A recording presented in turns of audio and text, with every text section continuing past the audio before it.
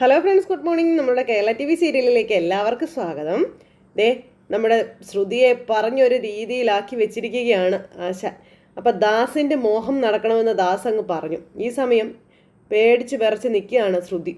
ദാസ് കുറച്ച് കഴിഞ്ഞപ്പോഴേക്കും തൻ്റെ ഹോട്ടലിലേക്ക് ചെന്നു. അവിടുത്തെ റിസപ്ഷനിസ്റ്റിനോട് തൻ്റെ റൂമിൻ്റെ കീയും ചോദിച്ചു. അപ്പോൾ സാർ, കുറച്ച് മുമ്പ് ഒരു ലേഡി വന്ന് സാറിൻ്റെ റൂമിൻ്റെ കീ വാങ്ങിച്ചുകൊണ്ട് പോയെന്ന് പറഞ്ഞു. അമ്പടി മിടിക്ക്, നീ വന്നോ എന്നും ചോദിച്ചോടി കളിച്ച് ആശാൻ റൂമിൽ ചെല്ലുമ്പോൾ ഒരു പെണ്ണ് അങ്ങോട്ട് തിരിഞ്ഞിരിപ്പുണ്ട്. നീ കുറേ സമയമായിട്ട് എന്നെ വെയിറ്റ് ചെയ്യുകയാണല്ലേ എന്നൊക്കെ ചോദിച്ചു കേട്ടോ. നീ വരുമോ ഇല്ലയോ എന്നൊക്കെയുള്ളൊരു സംശയത്തിലായിരുന്നു ഞാൻ. നീ എനിക്ക് മുന്നേ തന്നെ വന്നല്ലോ, സന്തോഷം എന്നൊക്കെ പറഞ്ഞ് ആ പെണ്ണിനോട് ഇങ്ങനെ പറഞ്ഞുകൊണ്ടിരിക്കാം. അപ്പം നിന്നെ ഞാൻ എന്താ വിളിക്കേണ്ടത്, ശ്രുതിയെന്നോ അതോ കല്യാണിയെന്നോ? എന്താ വിളിക്കണ്ടേ എന്നൊക്കെ ഇങ്ങനെ ചോദിക്കുമ്പോൾ പെണ്ണും മിണ്ടുന്നില്ല. എനിക്ക് ഇഷ്ടപ്പെട്ട പേര് അത് ശ്രുതിയെന്നാ, ഞാൻ ശ്രുതിയെന്ന് വിളിക്കാം, ഓക്കെ എന്നൊക്കെ പറഞ്ഞ് ദാസ് ഭയങ്കര സ്നേഹപ്രകടനവും കാര്യങ്ങളൊക്കെ. എന്നിട്ട് കയ്യിൽ കുറച്ച് മുല്ലപ്പൂ ഇതൊക്കെ കൊണ്ടുവന്നിട്ടുണ്ടായിരുന്നു. ഇതാ നോക്ക് ശ്രുതി, ഞാൻ കൊണ്ടുവന്ന എന്താണെന്ന് നോക്കുന്നൊക്കെ പറഞ്ഞുകൊണ്ട് ഈ മുല്ലപ്പൂ ഒക്കെ കാണിച്ചു കൊടുത്ത് നിൽക്കുക. അപ്പോൾ നീ എന്താ ഒന്നും മിണ്ടാതെ മുഖം തരാതെ ഇങ്ങനെ ഇരിക്കുന്നത്? എനിക്ക് മനസ്സിലായി, ഞാൻ വിരട്ടി വരുത്തിയതിൻ്റെ ദേഷ്യമൊക്കെ കാണുമല്ലേ എന്നൊക്കെ ചോദിച്ച്, എനിക്ക് വേറെ വഴിയില്ലാത്തത് കൊണ്ടല്ലേ, നീ അതങ്ങ് വിട്ടുകളാ എന്നൊക്കെ പറഞ്ഞുകൊണ്ട് ഇയാൾ പറഞ്ഞുകൊണ്ടിരിക്കാം. ഇന്ന് നീ എൻ്റെ ആഗ്രഹം സാധിച്ചു തന്നാൽ മതി, പിന്നെ ഞാൻ നിന്നെ ഡിസ്റ്റർബ് ചെയ്യുകയില്ല എന്നും പറഞ്ഞുകൊണ്ട് ഇയാൾ, അതിനുശേഷം നീ ആരെ വേണമെങ്കിലും വിവാഹം കഴിച്ചോ, എനിക്ക് ഒരു പ്രശ്നവും ഇല്ലെന്നൊക്കെ പറഞ്ഞ് ഇയാൾ പറയണു. എന്നാൽ പിന്നെ സമയം കളയണ്ട, ഞാൻ നിനക്കേ ഈ പൂ ചൂടി തരാം എന്നൊക്കെ പറഞ്ഞുകൊണ്ട് ദാസ് ഇങ്ങനെ പൂ ചൂടി കൊടുക്കാനൊക്കെ ആയിട്ട് ആ പെണ്ണിൻ്റെ അടുത്ത് എന്നിരിക്കുന്നു. ഈ സമയം ആ പെണ്ണെ നോക്കുക. ആ പെണ്ണ് തിരിഞ്ഞു നോക്കിയപ്പോൾ നമ്മുടെ ദാസ് ഞെട്ടി. വേറൊരു പെണ്ണായിരുന്നത്. അയ്യോ ഗജനി, നീ എന്താ ഇവിടെ എന്നൊക്കെ ഇങ്ങനെ ചോദിച്ചുകൊണ്ട് ഇങ്ങനെ നിൽക്കുമ്പോഴേക്കും ആ പെണ്ണ് എടുത്ത ഒരൊറ്റ അടിയായിരുന്നു ദാസിനിട്ട്. അപ്പോൾ രജനി എന്നും പറഞ്ഞുകൊണ്ട് ഇങ്ങനെ വിളിച്ചപ്പോഴേക്കും വീണ്ടും അടിക്കണം. രജനി, ഇത് അപ്പോൾ തെരുവ് നായേ, നീയൊക്കെ ആണാണോടാന്നും ചോദിച്ചുകൊണ്ട് ഈ പെണ്ണ് എടുത്തിട്ട് കൊടുക്കുക. ഓഫീസിലേക്കാണെന്നും പറഞ്ഞ് നീ വീട്ടിൽ നിന്ന് ഇറങ്ങുന്ന ഇതിനാണോടാന്ന് ചോദിച്ചപ്പം, അയ്യോ രജനി, ഞാൻ പറയുന്നൊന്ന് കേൾക്കാനൊക്കെ പറയുമ്പോൾ, അയ്യോ നീ ഒന്നും പറയണ്ട പ്ലീസ് എന്നൊക്കെ പറഞ്ഞുകൊണ്ട് ഇങ്ങനെ ആ ഒരു ഇതൊക്കെ ഇങ്ങനെ ഭയങ്കര പ്രശ്നം ഉണ്ടാക്കി. കാരണം എന്നെ വന്നിരിക്കുന്ന ദാസിൻ്റെ വൈഫായിരുന്നു. അപ്പോൾ ആ ഒരു നിൻ്റെ ഭാര്യയായിട്ടാണല്ലോടാ ഞാൻ ഇത്രയും കാലം ജീവിച്ചതെന്നൊക്കെ പറഞ്ഞുകൊണ്ട് ദാസിനോട് ആ പെണ്ണ്, നിൻ്റെ കുഞ്ഞിൻ്റെ അമ്മയാകേണ്ടി വന്നല്ലോ എന്ന് ഓർക്കുമ്പോൾ എനിക്ക് ലജ്ജ തോന്നുകയാണെന്നൊക്കെ പറഞ്ഞ് ഇങ്ങനെ ആട്ടുന്നു ഇയാളെ. അപ്പോൾ രജനി, പ്ലീസ് രജനി, ഒരു പെണ്ണിനെ ഭീഷണിപ്പെടുത്തി വരാൻ പറഞ്ഞിരിക്കുന്നു, വൃത്തികെട്ടവൻ എന്നൊക്കെ പറഞ്ഞ്, ഇത്രയും നാളും നീ എന്നെ ചതിക്കായിരുന്നല്ലേടാ തെമ്മാടി എന്നൊക്കെ പറഞ്ഞ് ഇങ്ങനെ പറയാം കേട്ടോ. അവൻ്റെ ഒരു മുല്ലപ്പൂ എന്ന് പറഞ്ഞിട്ട് അതെല്ലാം മേടിച്ച് വലിച്ചെറിഞ്ഞ് അവനെ അവിടെ ഇട്ട് അടിച്ച് കൊല്ലാറാക്കിയ പെണ്ണുമുള്ള ശരിക്കും കൊടുത്തു. അവിടെ ഉണ്ടായിരുന്നവർ മുഴുവൻ അത് കണ്ടു. അടിച്ച് ഒരു പരുവത്തിലാക്കി വെച്ചിരിക്കുന്നു. അപ്പം നീ ആരാ, അയ്യോ ഇതൊന്നും ഞാൻ അറിഞ്ഞതല്ല രജനി എന്നൊക്കെ പറയുമ്പോൾ, പിന്നെ നീ അറിയാതെയാണോടാ ഒരു പെണ്ണിനെ ഭീഷണിപ്പെടുത്തി വരാൻ പറഞ്ഞതെന്നൊക്കെ പറഞ്ഞ് അങ്ങനെയൊക്കെ പറയാം കേട്ടോ. അപ്പോൾ ഇതെല്ലാം അവിടെയുള്ളവരൊക്കെ കാണുകയും കേൾക്കുകയും ചെയ്യല്ലേ. നിൻ്റെ കൂടെ ജീവിക്കുന്നത് എനിക്ക് അപമാനമാ, നീ എന്നെ ചതിച്ചു, ഇനി നിനക്ക് നിൻ്റെ വഴി, എനിക്ക് എൻ്റെ വഴി എന്നും പറഞ്ഞ് അങ്ങനെ പോകുമ്പോൾ, രജനി നീ ഇങ്ങനെ പറയല്ലേ, നീയും മോളുമാണ് എനിക്കെല്ലാം എന്നൊക്കെ ദാസ് പറയുമ്പോൾ അന്ന് എനിക്ക് മനസ്സിലായിടാ, നീ ഇനി ഞങ്ങളുടെ ജീവിതത്തിൽ ഇല്ലെന്നും പറഞ്ഞ് രജനി പോവാം, നമ്മൾ തമ്മിൽ ഇനി ഒരു ബന്ധവും ഇല്ലെന്നും പറഞ്ഞ് രജനി അവിടെ നിന്ന് അങ്ങ് പോണു. അപ്പോൾ നിന്നെ ഞാൻ ചേർപ്പൂരി തല്ലേണ്ടതായിരുന്നു എന്നും പറഞ്ഞുകൊണ്ട് ഇങ്ങനെ പറഞ്ഞ് ആ ഒരു ഇതിലിങ്ങനെ നിൽക്കുമ്പോഴത്തേക്കും നമ്മുടെ ശ്രുതിയും അതുപോലെ കൂട്ടുകാരിയും കൂടെ അങ്ങോട്ടേക്ക് വന്നു. അവർ രണ്ടുപേരും കൂടെ വന്നിങ്ങനെ നിൽക്കുമ്പോൾ ദാസ് ചൂളി വെളുത്തിങ്ങനെ വിളറി അവിടെ നിൽക്കുവാണ്. അപ്പോൾ ഒന്നും അറിയാത്തതുപോലെ ആ ശ്രുതി ഇങ്ങനെ വന്നങ്ങ് നിന്നിട്ട്, എങ്ങനെയുണ്ട് ദാസർ, ചില ആഗ്രഹങ്ങൾ പറഞ്ഞിരുന്നല്ലോ, ഇപ്പം നിൻ്റെ ആഗ്രഹങ്ങളൊക്കെ അടങ്ങിയോ? വീട്ടിൽ ഭാര്യയും കുട്ടിയുണ്ട്, എന്നിട്ടും ഒരു പേടിയില്ലാതെ അവൻ കണ്ട് പൊമ്പിള്ളേരുടെ പിന്നാലെ നടക്കുകയാണെന്ന് പറഞ്ഞ് കല്യാണി. അപ്പോഴാണ് അവന് കാര്യം മനസ്സിലായത്, ഇവളുമാർ പണിതതാണെന്ന്. അപ്പോൾ നിൻ്റെ ഒരു ഉദ്ദേശവും എൻ്റെ അടുത്ത് നടക്കില്ല എന്ന് നമ്മുടെ കല്യാണി പറഞ്ഞു. സ്ത്രീകളെക്കുറിച്ച് നീ എന്താടാ വിചാരിച്ചു വെച്ചിരിക്കുന്നതെന്നൊക്കെ ചോദിച്ചു. അപ്പോൾ നീ വരട്ടിയാ, ഞാൻ ഇവിടെ വന്ന് നിൻ്റെ ആഗ്രഹങ്ങൾക്ക് വഴങ്ങും എന്ന് വിചാരിച്ചോ എന്ന് ശ്രുതി ചോദിച്ചു. അപ്പോൾ അവിടെയുള്ളവരെല്ലാവരും ഇത് ശ്രദ്ധിക്കുക കേട്ടോ. എല്ലാവരും ഇങ്ങനെ അമ്പരപ്പോടെ ദാസിനെ ഇവരെ തന്നെ നോക്കണം. ജീവിതത്തിൽ ഇന്നേ വരെ നിനക്ക് ഇങ്ങനൊരു അടി കിട്ടിയിട്ടുണ്ടാവില്ലല്ലേടാ, നാണം ഉണ്ടോടാ നിനക്കെന്നൊക്കെ ദാസിനോട് ശ്രുതി ചോദിക്കുന്നുണ്ട്. ഇവനെ ദേഷ്യം പിടിപ്പിക്കാം.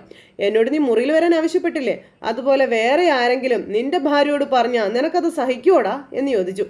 ഇവനാണെങ്കിൽ ഇങ്ങനെ എല്ലാവരും മുന്നിൽ നാറി വെള്ളത്ത് നിൽക്കുക. അവരൊരു ഭീഷണി, നീ ആരാടാ, തെലുങ്ക് പടത്തിലെ വില്ലനോ, ബ്ലാക്ക് മെയിൽ ചെയ്യാനായിട്ട് ഇറങ്ങിയിരിക്കുന്നു, അവരുടെ നോട്ടം കൊണ്ടില്ലേ അവൻ്റെ പലടിച്ച് താഴെന്നൊക്കെ പറഞ്ഞ് കല്യാണി അതുപോലെ നമ്മുടെ മീരയും കൂടെ പറയുന്നുണ്ട്.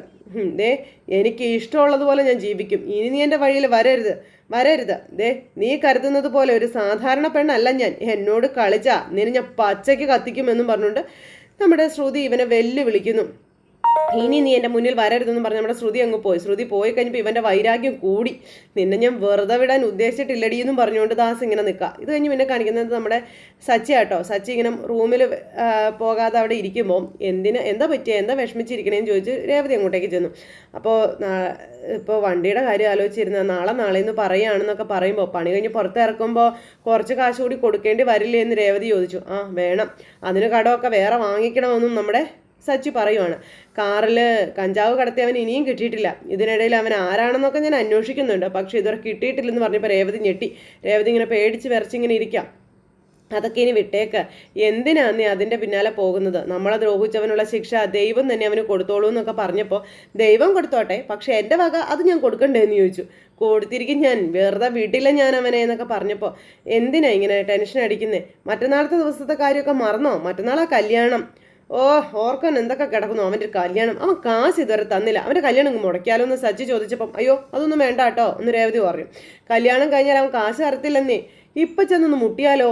കല്യാണം മുടക്കുമെന്ന് പറഞ്ഞാലേ അവൻ എവിടെ നിന്നെങ്കിലും കാശ് സംഘടിപ്പിച്ച് തരുമെന്നൊക്കെ പറഞ്ഞപ്പം ഇത്രയും വലിയൊരു തുക എവിടുന്ന് സംഘടിപ്പിച്ച് തരാനാണെന്ന് രേവതി അന്നേരം സച്ചിയോട് ചോദിക്കുന്നു. അതിൻ്റെ പേരിൽ വെറുതെ പ്രശ്നങ്ങളൊന്നും ഉണ്ടാക്കാൻ പോവണ്ട, അച്ഛനെ വിഷമിപ്പിക്കുകയും ചെയ്യരുതെന്ന് പറഞ്ഞു. അച്ഛനെ ഓർത്തിട്ടാണ് ഞാൻ അവൻ്റെ കഴുത്തിന് പിടിക്കാത്തതെന്ന് പറഞ്ഞു നമ്മുടെ രേവതിയോട് സച്ചി. കാശിൻ്റെ കാര്യമൊക്കെ നമുക്ക് പിന്നീട് സംസാരിക്കാം, കല്യാണം നല്ല രീതിയിൽ നടക്കട്ടെ എന്ന് പറഞ്ഞു. വന്ന് കിടക്ക് ബാ, എനിക്ക് ഉറക്കം വരികയാണെന്നും പറഞ്ഞ് സച്ചിയെ വിളിച്ച് രേവതി കൊണ്ടുപോകണു. അങ്ങനെ അവർ പോകുന്ന സമയത്ത് രേവതിയുടെ ഉള്ളിലൊരു തീയാണ്, വേറൊന്നുമല്ല ആ ഒരു CCTVയുടെ കാര്യം നമ്മുടെ സച്ചി പറഞ്ഞതുകൊണ്ട്. അത് കഴിഞ്ഞ് പിന്നെ ദാസിലേക്ക് പിറ്റേ ദിവസം കാര്യങ്ങൾ വരുമോ. ദാസ് ഇങ്ങനെ അവിടെ വെയിറ്റ് ചെയ്ത് നിൽക്കുക കേട്ടോ. അപ്പോൾ ദാസ് കാത്തു നിന്നത് ശ്രുതിയാണ്. ശ്രുതി വന്ന വഴിക്ക് തന്നെ അവളെ പിടിച്ചു നിർത്തിയിട്ട് നീ അങ്ങ് ഷോ കാണിച്ചിട്ടങ്ങ് പോയി, നീ എന്നെ പറഞ്ഞു പറ്റിച്ച് ചതിച്ചു, എൻ്റെ ഭാര്യയെ നീ വിവരം അറിയിച്ചല്ലേ, ഹോട്ടലിൽ എത്തിച്ചു, അവളോട് നീ എല്ലാം പറഞ്ഞു. അപ്പോൾ ഭാര്യയെ ചതിച്ച് കണ്ട പെമ്പിള്ളാരുടെ പിന്നാലെ നടക്കുന്ന നിനക്കൊന്നും ഇതിലും നല്ല മരുന്ന് വേറെ ഇല്ല എന്ന് പറഞ്ഞപ്പം ഞാൻ ഇങ്ങനെയൊക്കെ ആയിപ്പോയി, എൻ്റെ ഭാര്യയെ ചതിച്ചു. പക്ഷെ നീയോ കല്യാണത്തിന് മുൻപ് നീ നിന്റെ ഭർത്താവാകാൻ പോകുന്നവനെ ചതിക്കുന്നവളല്ലേ എന്ന് ചോദിച്ചപ്പം ഇത്രയും കിട്ടിയിട്ട് നീ പഠിച്ചില്ലല്ലേ എന്ന് നിരശ്രുതി ചോദിക്കാം. മാറാനോ തീരെ ഭാവവുമില്ല. ഓരോന്ന് പറഞ്ഞ് എൻ്റെ പിന്നാലെ നീ വരുമെന്ന് പറഞ്ഞപ്പം മാറിയിട്ടെന്താ കാര്യം, എനിക്കെല്ലാം നഷ്ടപ്പെട്ടു പോയില്ലേ എന്ന് ചോദിച്ചു. എൻ്റെ ഭാര്യ എൻ്റെ മോളെയും കൂട്ടി അവളുടെ വീട്ടിലേക്ക് പോയി, ഡിവോഴ്സ് ചെയ്യുമെന്നൊക്കെയാണ് പറയുന്നത്. എല്ലാം അറിയുന്ന മേഡം എന്നെ ജോലിയിൽ നിന്ന് പിരിച്ചും വിട്ടു, എൻ്റെ ജോലിയും പോയി. ഇനി ഞാൻ എന്താ ചെയ്യേണ്ടത്? എല്ലാത്തിനും കാരണക്കാരി നീയാ, നീ മാത്രം. നിന്നെ ഞാൻ വെറുതെ വിടില്ലടി. എനിക്കിനി നഷ്ടപ്പെട്ടു പോകാനേ ഒന്നുമില്ല, പക്ഷേ നിനക്കാണ് നഷ്ടപ്പെടാനുള്ളത്. നിനക്ക് ഒരുപാട് നഷ്ടപ്പെടാനുണ്ട്. അതിലൊരെണ്ണം ആദ്യത്തേത് സുധിയാ, നീ അത് ഓർത്തോ. എന്നെ ഈ നിലയിലാക്കിയിട്ട് നീ അങ്ങനെ ഇപ്പോൾ സുഖിക്കണ്ട. കല്യാണം കഴിച്ച് നീ സന്തോഷത്തോടെ ജീവിക്കത്തുമില്ല. നിന്റെയും സുധിയുടെയും വിവാഹവും നടക്കില്ല എന്ന് പറഞ്ഞപ്പം എന്താ നീ എന്നെ പേടിപ്പിക്കുകയാണോ? പോടാ, പോയി നീ നിന്റെ ജോലി നോക്കാൻ പറഞ്ഞു ശ്രുതി. ഞാൻ പറഞ്ഞല്ലോ എൻ്റെ ജോലി പോയെന്ന്. ഇനി എൻ്റെ ജോലി നിന്റെ ജീവിതം ഇല്ലാതാക്കുക എന്നുള്ളതാണെന്ന് പറഞ്ഞ് ഇവൻ ശ്രുതിയെ വെല്ലുവിളിക്കുക. അത് എന്ത് വില കൊടുത്തിട്ടാണെങ്കിലും ഞാൻ ചെയ്യും. നിന്റെ കഴുത്തിൽ താലി കെട്ടുന്നതിന് തൊട്ടു മുൻപ് നീ കളിക്കുന്ന നാടകത്തിൻ്റെ ക്ലൈമാക്സ് ആകുവടി, നീ നോക്കിക്കോ, നീ ചെവിയിൽ നുള്ളിക്കോളാൻ പറഞ്ഞു. നിന്റെ കല്യാണം കഴിഞ്ഞവളാണെന്നും ഒരു കുട്ടിയുണ്ടെന്നുള്ള സത്യവും ഞാൻ എല്ലാവരുടെ മുന്നിലും വിളിച്ചു പറയുമെന്ന് ശ്രുതിയോട് ഇവൻ പറയുന്നു. നിന്റെ കഴുത്തിൽ കെട്ടാൻ വെച്ച താലി പോക്കറ്റിലിട്ട് ശ്രുതി അങ്ങ് പോകും. കള്ളം പറഞ്ഞ് ചതിച്ച നിന്നെ എല്ലാവരും ചേർന്ന് വലിച്ചു പുറത്തിടും. വരാൻ പോകുന്നൊക്കെ നീ കണ്ടോളാൻ പറഞ്ഞപ്പോൾ ശ്രുതി വല്ലാതെയായി. സന്തോഷത്തോടെ ഞാനത് കണ്ട് ആസ്വദിച്ചങ്ങനെ നിൽക്കും. പിന്നെ നടക്കാൻ പോകുന്നതേ എന്താണെന്നൊക്കെ എൻ്റെ മനസ്സിലുണ്ട്, അത് ഞാൻ നാളെ പറയാവേ എന്നും പറഞ്ഞുകൊണ്ട് ഇവൻ ഇങ്ങനെ ശ്രുതിയെ പേടിപ്പിച്ച് ഭീഷണിപ്പെടുത്തുക. എന്നിട്ട് ഇവൻ വണ്ടിയെ കയറി അങ്ങ് പോണു. ശ്രുതിക്കാണെങ്കിൽ ടെൻഷൻ കൂടി. ഇവൻ പറഞ്ഞ കാര്യങ്ങളെല്ലാം മൈൻഡിൽ ഇങ്ങനെ കിടക്കുക. എന്നിട്ട് വീട്ടിൽ പോയി ഇങ്ങനെ ആലോചിക്കുവാണ് ഇനി എന്ത് ചെയ്യും. ഇവൻ പറഞ്ഞത് വീണ്ടും വീണ്ടും ഇങ്ങനെ വരുന്നു. അപ്പോൾ ഞാൻ എന്താ ചെയ്യേണ്ടതെന്ന് ആലോചിച്ചിരിക്കുമ്പോൾ മീര വന്നിട്ട് എന്താടി നിനക്ക് പറ്റിയെന്ന് ചോദിച്ചു. അപ്പം ഇത്രയും കാലം ഞാൻ ആരെയും ഭയക്കാതെയാണ് ഇവിടം വരെ എത്തിയത്. സ്വന്തം കാലിൽ നിൽക്കാൻ തുടങ്ങിയപ്പോൾ മുതൽ ആരെയും ഞാൻ പേടിച്ചിട്ടില്ല എന്നും, പക്ഷേ ഇവിടെ ഇന്ന് ഞാൻ ശരിക്കും ഭയക്കുകയാണെന്ന് പറഞ്ഞു. എൻ്റെ ജീവിതം തൊലഞ്ഞു പോകുമെന്ന് ഞാൻ ഭയക്കുകയാണ് എന്ന് ശ്രുതി പറയുന്നു. അത് കേട്ടപ്പോൾ മീരയ്ക്കും ആകെ ഇതായി. അപ്പോഴത്തെ ദേഷ്യത്തിന് ആ ദാസിന് കൊടുക്കേണ്ടത് ഞാൻ കൊടുത്തു. പക്ഷേ അവൻ്റെ ഭാര്യയും കുട്ടിയും അവൻ ഉപേക്ഷിച്ചിട്ട് പോയി, ജോലിയും നഷ്ടപ്പെട്ടെന്നാണ് പറഞ്ഞത്. അവൻ കല്യാണം മുടക്കുമെന്നൊക്കെയാണ് പറഞ്ഞത്. പിന്നെ ഈ കല്യാണം നടന്നില്ല ഞാൻ എന്തിനു ജീവിക്കണം എന്നൊക്കെ ഇങ്ങനെ ചോദിക്കാം. അപ്പോൾ അവൻ അങ്ങനെ എന്തെങ്കിലും ഒരു കാര്യം ചെയ്താൽ നീ പിന്നെ എന്ത് ചെയ്യും? എന്നെങ്കിലും ഒരിക്കൽ നിനക്ക് സത്യം പറയേണ്ടി വരില്ലേ ശ്രുതി? നിന്നെ പറ്റിയും ആദ്യയെക്കുറിച്ചൊക്കെ ശ്രുതിയോട് നിനക്ക് പറയേണ്ടി വരില്ലേ എന്നിങ്ങനെ മീര ചോദിക്കാം. സത്യം അറിഞ്ഞ് അവൻ ഈ വിവാഹത്തിൽ നിന്ന് പിന്മാറിയാൽ എന്ത് ചെയ്യും എന്നും മീര ചോദിക്കുവാണ്. ഇനിയിപ്പോൾ അവനൊരു പ്രശ്നമില്ലെന്ന് പറഞ്ഞാലും അവർ ഈ വിവാഹമൊക്കെ നടത്തുമോ എന്നങ്ങനെ കൂട്ടുകാരി ചോദിക്കുക. ഇപ്പോഴുള്ള സ്നേഹം അവന് നിന്നോട് ഉണ്ടാകുമോ എന്നൊക്കെ ചോദിച്ചു. അപ്പം എനിക്കതൊന്നും അറിയില്ലെന്നും പറഞ്ഞുകൊണ്ട് നമ്മുടെ ശ്രുതിയോട് ഞാൻ സത്യമെല്ലാം പറഞ്ഞാൽ നീ ഇത്രയും കാലം കഷ്ടപ്പെട്ടതൊക്കെ വെറുതെ ആകുമെന്നുള്ള കാര്യം മീര അന്നേരം പറയുക. മൊത്തത്തിൽ കൺഫ്യൂഷനായി. സ്നേഹമൊക്കെ ആ നിമിഷം തന്നെ അവസാനിക്കും. കുറച്ച് ഏജുള്ള പെണ്ണിനെ പോലും കെട്ടാൻ തയ്യാറല്ല പുരുഷന്മാർ. പിന്നെയാ ഒന്ന് പ്രസവിച്ചവളെ. ശ്രുതിക്ക് എന്നെ ഇഷ്ടമാണ്, പിന്നെ മറ്റുള്ളവരുടെ മനസ്സൊന്നും അല്ല ശ്രുതിക്ക്. ശരി, അവന് പ്രശ്നമില്ല എന്ന് കരുതാം. അവൻ്റെ അമ്മ സമ്മതിക്കുന്നു നിനക്ക് തോന്നുന്നുണ്ടോ? ആ പുള്ളിക്കാരി ആരാ സാധനം എന്ന് നിനക്ക് അറിയില്ലേ? നീ പറഞ്ഞതെല്ലാം കള്ളമാണെന്ന് അറിഞ്ഞാൽ അവർ നിന്നെ എന്ത് ചെയ്യുന്നു നിനക്ക് ഊഹിക്കാൻ പോലും കഴിയില്ല എന്നൊക്കെ പറഞ്ഞ് അങ്ങനെ മീര പറയുവാണ്. പിന്നെ നിന്നെ അവരെന്ത് ചെയ്യുമെന്ന് എനിക്ക് അറിയില്ല. അവർ നിനക്ക് വേണ്ടി എത്ര ലക്ഷം രൂപയാണ് തന്നത്, അതൊക്കെ തിരിച്ചു കൊടുക്കാൻ പറഞ്ഞാൽ അതോടുകൂടി കാര്യങ്ങൾ കുഴഞ്ഞില്ലേ? നീ ആ പൈസ കൊടുക്കാതെ വന്നാലോ നിന്റെ കഥ അവർ തീർക്കും. അവർ നിന്റെ ബ്യൂട്ടി പാർലർ പൂട്ടും, നിന്നെ പിടിച്ച് ജയിലിലും ഇടും. എന്താ സംഭവിക്കാൻ പോകുന്നത്? നിന്റെ കൂടെ ഞാനും ജയിലിൽ വരേണ്ടി വരും എന്നൊക്കെ പറഞ്ഞപ്പോൾ നീ ഇങ്ങനെ എന്നെ പേടിപ്പിക്കാതെടി എന്ന് പറഞ്ഞു ശ്രുതി മീരയോട്. ഇത് നടക്കാൻ പോണ സത്യം എന്ന് പറഞ്ഞപ്പോൾ ഞാൻ എന്ത് വേണമെന്ന് ചോദിച്ചു നമ്മുടെ ശ്രുതി. അപ്പോൾ ഒന്നും വേണ്ട, വരുന്നിടത്ത് വെച്ച് കാണാമെന്ന് തീരുമാനിക്കാൻ പറഞ്ഞു കൂട്ടുകാരി പറഞ്ഞു കൊടുക്കുക. ഒന്നും സംഭവിക്കില്ല, സത്യം ഇപ്പം നീ ആരോടും പറയാൻ നിൽക്കണ്ട. അതും പറഞ്ഞ് കൂട്ടുകാരി അങ്ങ് പോയി കഴിഞ്ഞപ്പോഴാണ് നമ്മുടെ ശ്രുതി ആകെ ആലോചിച്ച് ഇങ്ങനെ നിൽക്കുക. ഇതെല്ലാം കഴിഞ്ഞ് പിറ്റേ ദിവസമായി അവരെല്ലാവരും അമ്പലത്തിൽ ചെന്നു. അങ്ങനെ അമ്പലത്തിൽ ചെന്ന്, അതായത് അച്ചമ്മയും നമ്മുടെ സച്ചിയും രേവതിയും എല്ലാവരും, അപ്പോഴാണ് അവിടെ അമ്മയും ഒക്കെ ഇരുന്ന് മാല കെട്ടുന്നത് കാണുന്നത് നമ്മുടെ രേവതി. അനിയത്തിയുണ്ട്, അതുപോലെ അനുജനുമുണ്ട്. അവർ 3 പേരും കൂടി ഇരുന്ന് മാല കെട്ടുക. അപ്പോഴേക്ക് ഇവരെ കണ്ടത് ഓടി ചെന്നു കേട്ടോ നമ്മുടെ രേവതി. അങ്ങനെ ഓടിച്ചെന്ന് അമ്മയെ കെട്ടിപ്പിടിച്ചു. അങ്ങനെ ഭയങ്കര സന്തോഷത്തോടെ അവർ സ്നേഹിക്കുന്നത് അച്ഛമ്മയും അച്ഛനും കണ്ടുകൊണ്ട് ഇങ്ങനെ നിൽക്കുക. ഒത്തിരി സന്തോഷമായി അവർക്ക്. ആ സമയം സുഖമായിരിക്കുന്ന മക്കളെ എന്ന് അച്ഛമ്മ ഇവരോട് ചോദിച്ചു. അപ്പോൾ സുഖ അച്ഛമ്മ എന്നിവരും പറഞ്ഞു. അങ്ങനെ വിശേഷങ്ങളൊക്കെ പറയുന്നു. നിങ്ങൾ നേരത്തെ വന്നല്ലേ? വെളുപ്പിന് 4 മണിക്ക് ഇവിടെ എത്തും. ഇന്ന് കല്യാണം അല്ലേ, അതുകൊണ്ട് കുറച്ച് നേരത്തെ വന്നതാണെന്ന് നമ്മുടെ ലക്ഷ്മി അമ്മ പറയുക. കുറച്ച് മുൻപ് വീട്ടിൽ പോയിട്ട് ഡ്രസ്സൊക്കെ മാറ്റി വന്നതേ ഉള്ളെന്നും പറഞ്ഞ് അവരങ്ങനെ നിൽക്കുന്നു.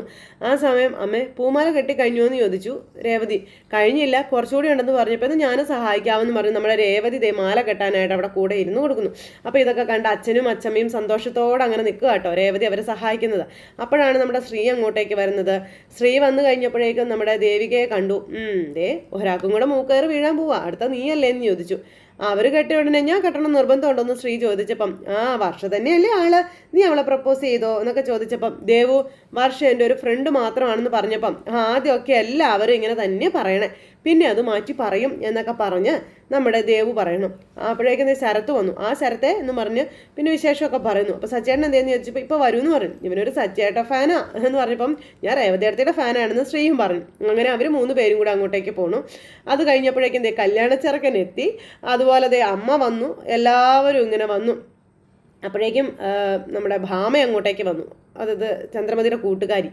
അപ്പം ശ്രുതി എന്തിയെന്ന് ചോദിച്ചു. അവളിപ്പോൾ ഇങ്ങ് എത്തുമെന്ന് പറഞ്ഞു. അപ്പം നമുക്ക് ഇവിടെ വെയിറ്റ് ചെയ്യാമല്ലേ അമ്മയെന്ന് ചോദിച്ചു ശ്രുതി. എന്തിനാ നമ്മളിവിടെ നിൽക്കുക, നമുക്ക് അകത്തിരിക്കാം അമ്മ എന്നും പറഞ്ഞു മോനെയും കൂട്ടിക്കൊണ്ട് പോവുക. അപ്പോഴേക്കും നമ്മുടെ സച്ചി പുറകെ നിന്ന് വിളിക്കുകയാണ്, എടാ എടാ എടാ എന്നും പറഞ്ഞുകൊണ്ട്. അങ്ങനെ എടാ എടാ എന്നും പറഞ്ഞ് വിളിച്ച് ശ്രുതിയെ പിടിച്ച് നിർത്തുക. എടാ അവിടെ നിൽക്കാൻ പറഞ്ഞ് പിടിച്ച് നിർത്തി. അപ്പം നീ എങ്ങോട്ട് പോവുക, കാശെടുക്കാൻ പറഞ്ഞു. കാശോ?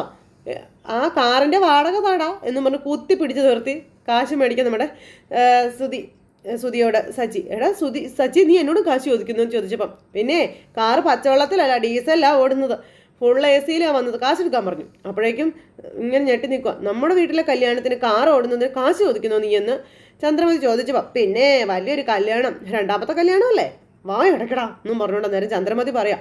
ആരെങ്കിലും കേട്ടോ എന്ത് കരുതും? അപ്പോൾ ഒന്നും കരുതുകയില്ല. ഇവൻ കല്യാണ സമയത്ത് ഇവൻ ഓടിപ്പോയതാണെന്ന് നാട്ടുകാർ എല്ലാവർക്കും അറിയാം. അപ്പോൾ അത് പാട്ടല്ലേ എന്ന് ചോദിച്ചു. അപ്പോൾ അമ്മ പറഞ്ഞു ഇവനതിന് ആരുടെ കഴുത്തിൽ ഇതുവരെ താലി കെട്ടിയിട്ടില്ല, കെട്ടിയിരുന്നെങ്കിലാ ഇത് 2ാം കല്യാണം ആവുക. ഇതിനാ പറയുന്നത് 2ാം കെട്ടുന്നു, നാണം കെട്ടവൻ്റെ 2ാം കെട്ട്. അപ്പോൾ ഇതൊരു 2ാം കല്യാണമാണെന്ന്, ശ്രുതിയുടെയും കല്യാണം 2ാം കെട്ടാണെന്നതേ നമ്മുടെ സച്ചി തിരിച്ചറിഞ്ഞു കഴിഞ്ഞിരിക്കുന്നു.